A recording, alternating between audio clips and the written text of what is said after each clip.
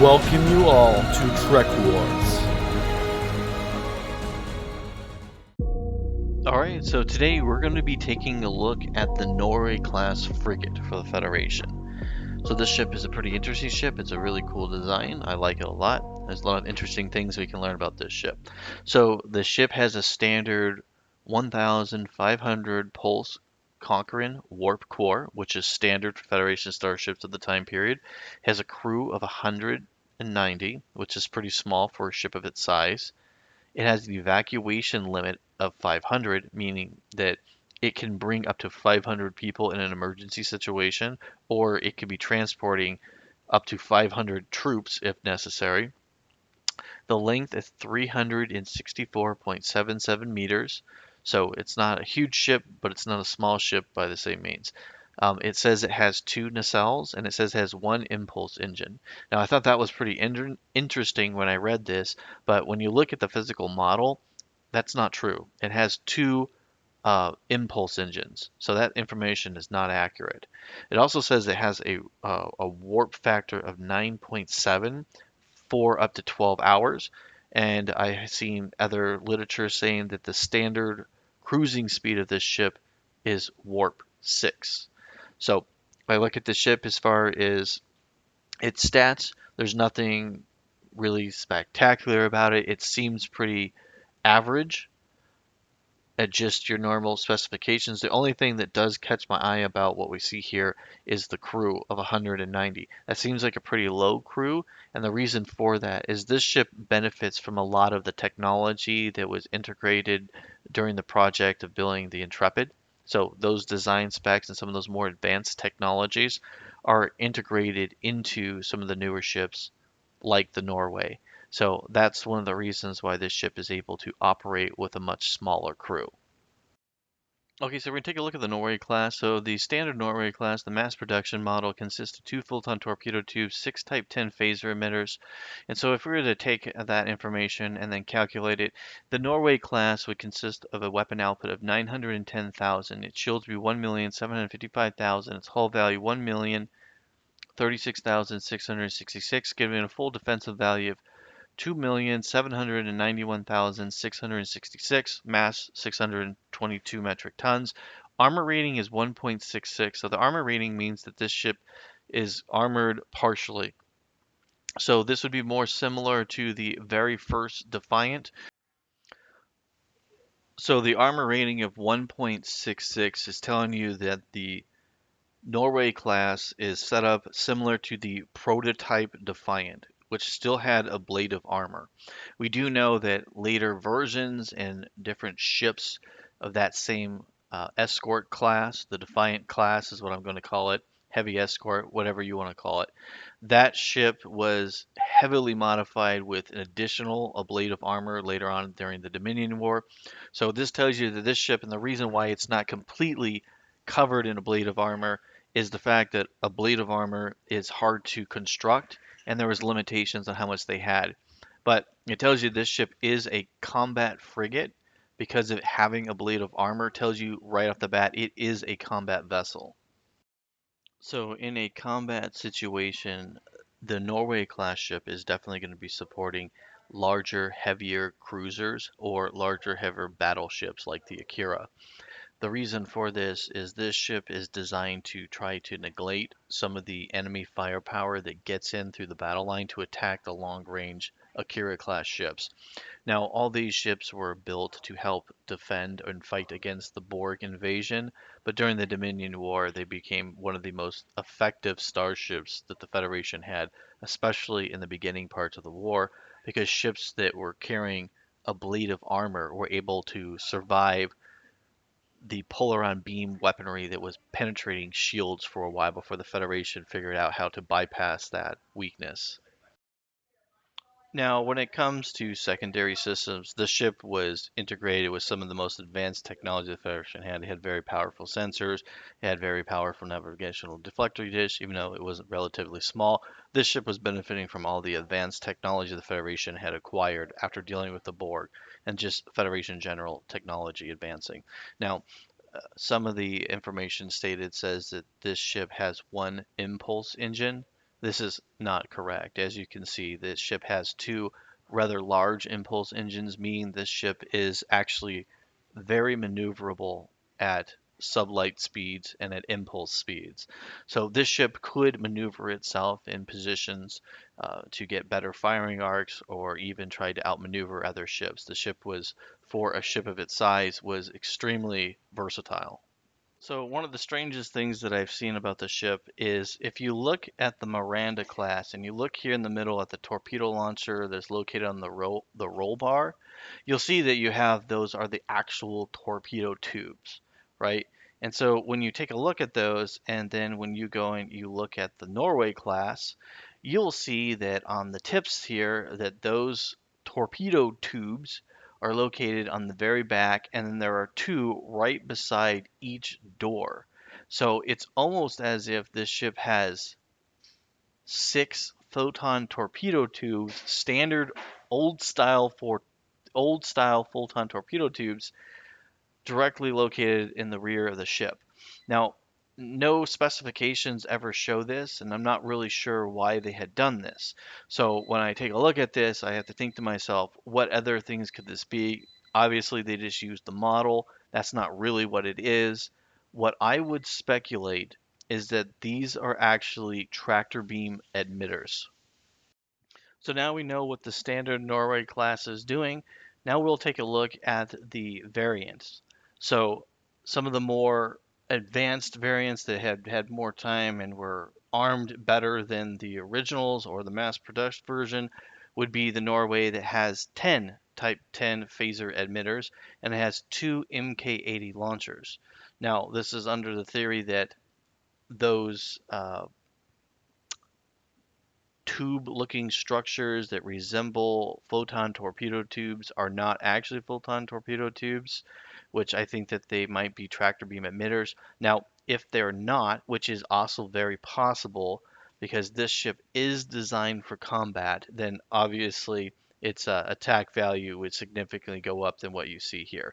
But this is based on the idea that you have a standard model that we see in Eagle Moss, which is 10 Type 10 phaser emitters, and then two Mk80 launchers. So those of you who don't know what Mk80 launchers are, it's the torpedo module that is seen on a Galaxy class starship. It's referred to as an Mk80. It's designed to shoot multi shots. So I think this ship is capable of firing multi shots and it is designed for heavy combat. So the actual role of this ship, I would consider to be a heavy escort frigate. All right, so one of the things I want to talk about now is the ablative armor that's on this ship. I know I was talking about it earlier, but I do believe that the superstructure that's above where we see the bridge itself, I believe because that is the main engineering, that's where the main engineering is, that's where the warp core is. They would absolutely make sure that that part has ablative armor. So I don't know exactly what part of the ship is and isn't. The parts that we do know, though, would be obviously the engineering, which is on top of the saucer section, and then the warp nacelles. All the newer ships actually have their warp nacelles are protective by ablative armor in order to obviously keep them from being able to be, stranded. Now, the rest of the ship, I honestly don't know. I've seen people think that the internal structure is and the outer structure isn't. Other people have different opinions. I'll leave that up to the audience to believe or figure that out.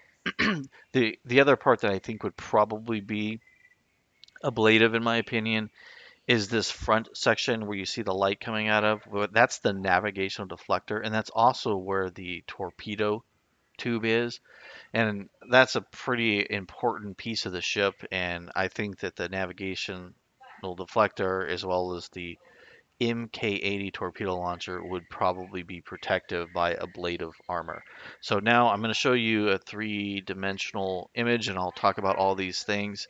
Uh, the images that you're seeing here are coming from a video game that is called Sins of a Solar Empire, and it is the Star Trek Armada 3 mod. Alright, so today we're going to take a look at the Norway class. So the Norway class has a very interesting shape to it. As you can see, its profile from the side is very slim compared to other ships. Status report. So, and the reason for this is this makes this ship a much harder target.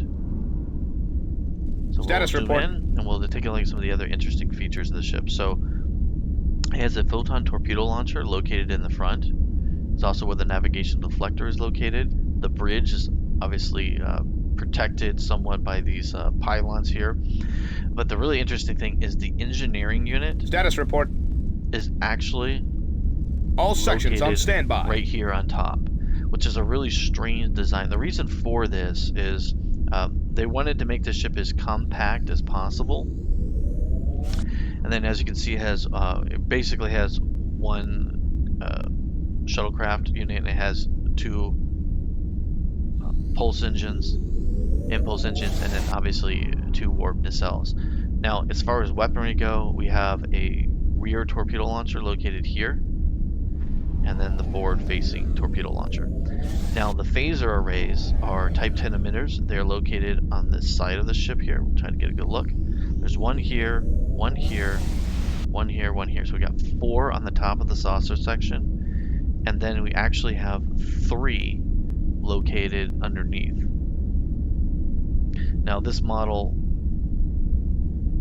has more than that, but it should only be 3. And then another thing to take into account is the rear phasers that are here. So the actual ship itself, based on the Eaglemoss model, has 10 Type 10 phaser emitters, and it has 2 MK80 launchers. Now, we were looking earlier about those torpedo-looking launchers that actually belong to the Miranda class that were on the back of here. So, an interesting hypothesis about that is I'm not sure why they used photon torpedo tube face heads on the back of there, because they're not supposed to be having like a huge army of torpedoes in the back of the ship. What I think that is actually being used for, to be honest, is those are actually transporter emitters.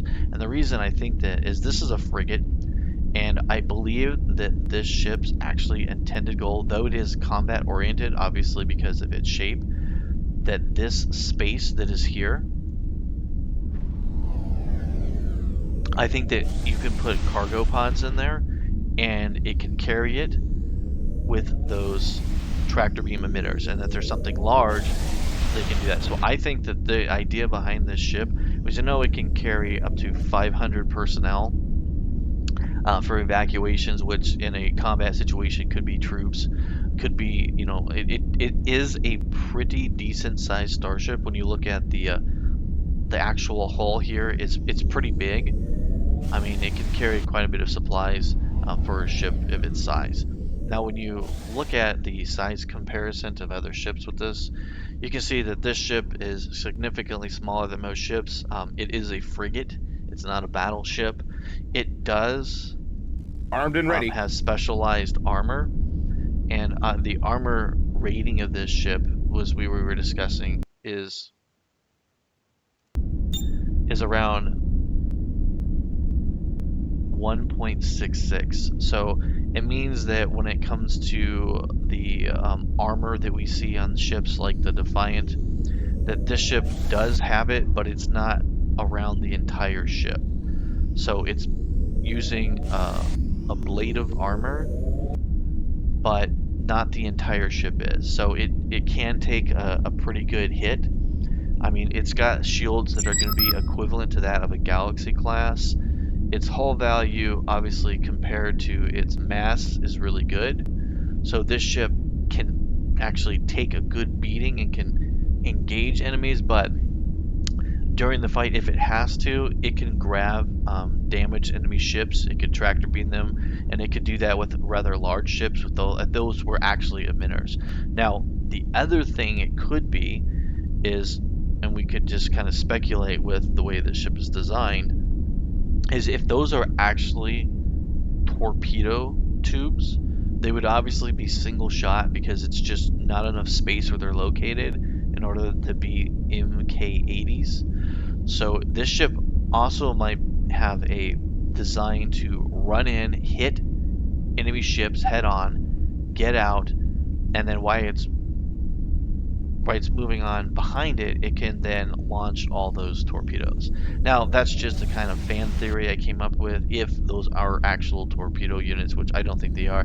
I think this ship being a frigate would make more sense, because if you think about some of these, other ships that are out there, this would support that, because you have the Akiras, are your long-range gunboats.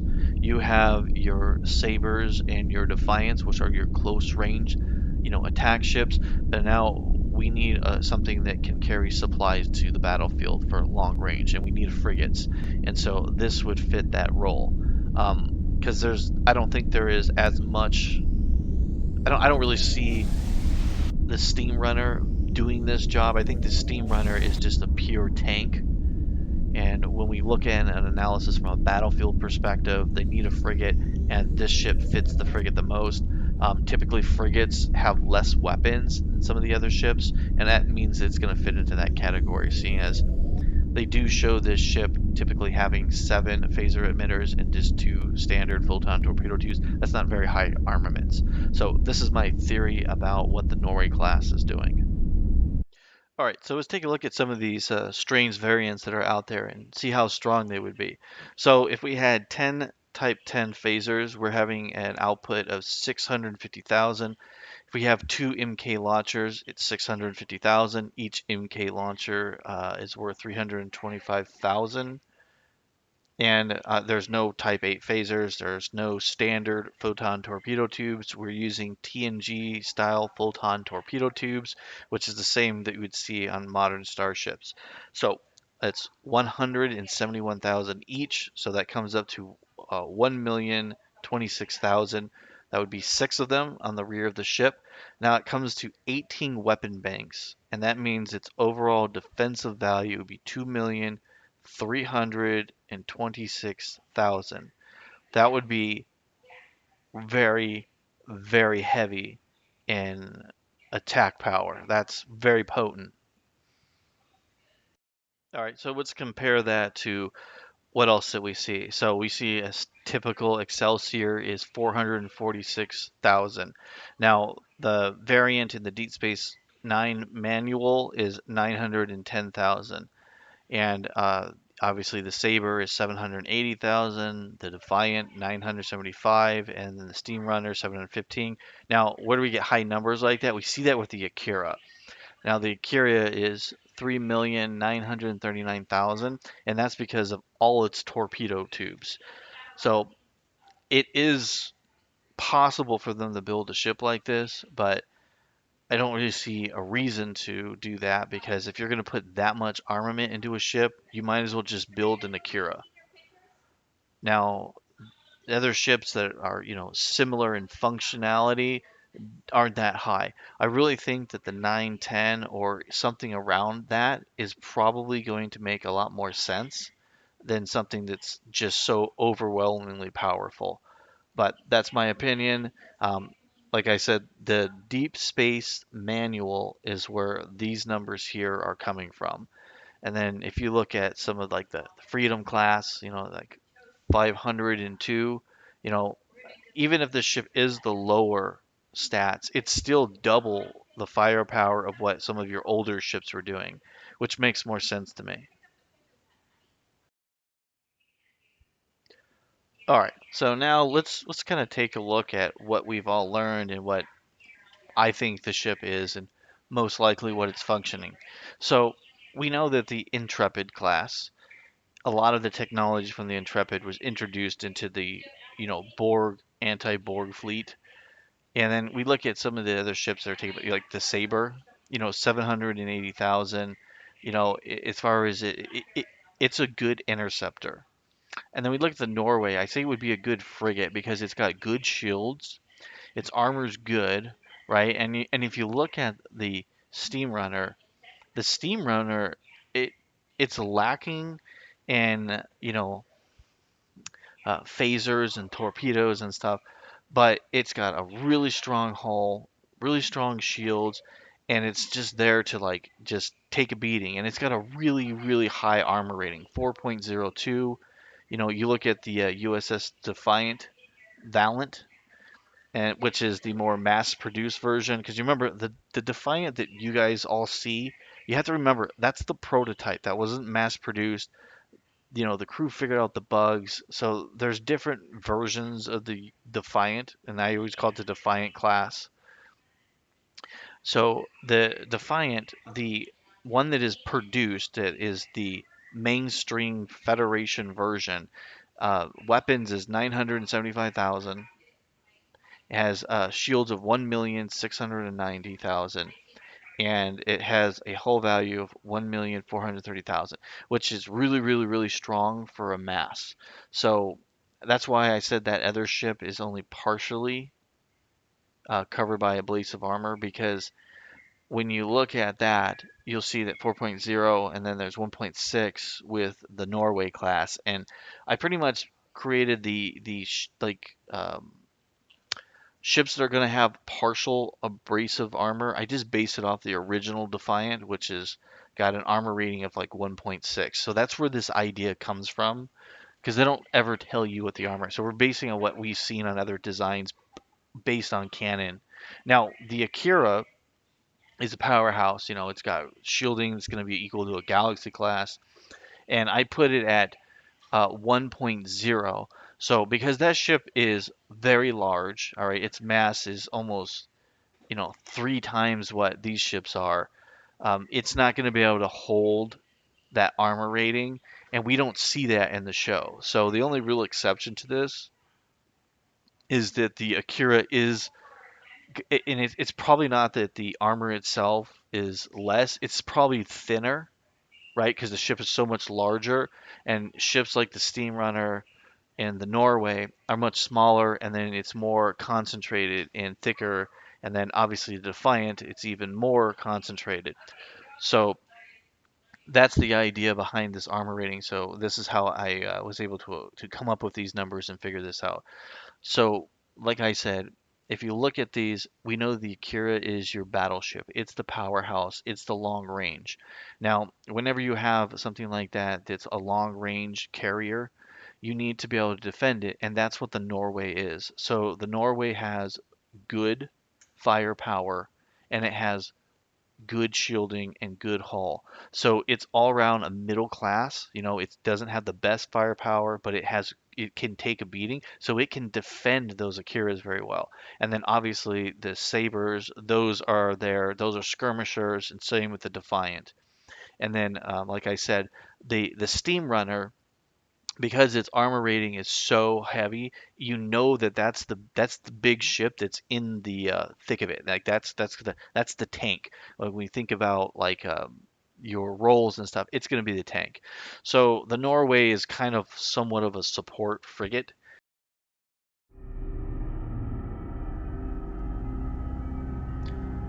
All right. So my overall assessment of this, and this is you can take all the data you've had, all these different variants. I think there's different variants of the ship, and any one you go with is fine. I do want to say I did make a mistake, and I'm going to do the correction right now, but it's too late to go back and refix all the images and all the audio. But when I say that the Norway, the one that is the model in Eagle Moss, it has 10 phaser emitters, it's really 9. And it's too late for me to go fix it. So with that, we're going to move on. So I really think that the Norway class honestly has 9 Type 10 phaser emitters, which is 4 on the saucer, 3 on the saucer bottom section, 2 on the ramps that lead off to the nacelles. And I really think that it only has 2 photon launchers, one in the back and one in the front, and I think it is an MK80. So now, because it's an MK80, it could probably launch, at minimum, it's going to be launching. We see 4 photon torpedoes coming from the New Age ships, but I would speculate it's capable of launching 8 to 10, just like the Enterprise D can, and just like the Nebula class. I think that at this point, they would have mastered the technology, and they could probably shrink it a little bit, make it a little more efficient, and they'd probably add it to these ships. Now, its role, I do believe that it is a support frigate. So I think this ship is going to be in the back line with the Akiras. Now, there is one more variant about this ship that people talk about, which I have not, and that is that people speculate that this ship has a spiral lance phaser on it. And if that is possible, that's fine. The reason I did not add that is there is no literature that supports that. There is no documentation about that. There's nothing in the books. There's nothing in the manuals. There's no official data for that. That exists only in video games. And though it is possible, and I like the idea, that seems like it's possible and kind of a cool thing, it is not canon at all. And so that is why I have not added it. As a heavy support frigate, this ship is going to be in the battle. It's going to be protecting those large assets.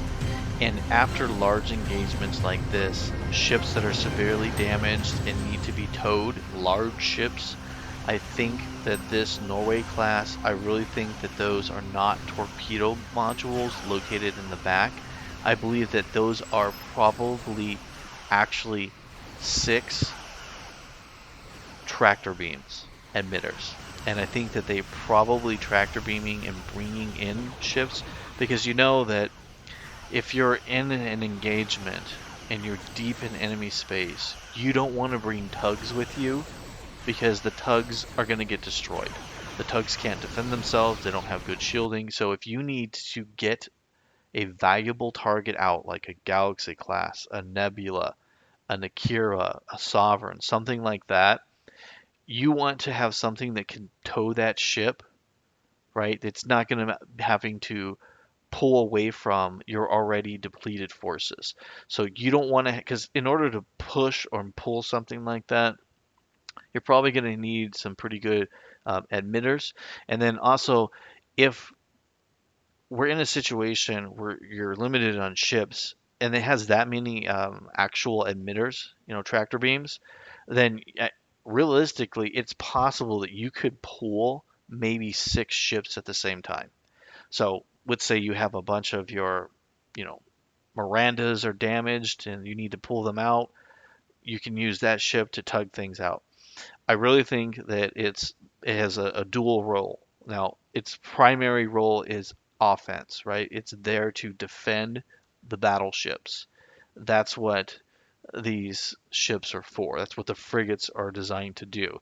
Its secondary job is to work as a support unit, supplies for those ships in the fleet, and logistics to pull ships out of danger zones. And I think that this is a good idea by Starfleet. If you like this content, please subscribe and tell your friends. If you're a fan of Star Trek, make a comment. It makes a difference. With that being said, thank you all for watching Trek Wars.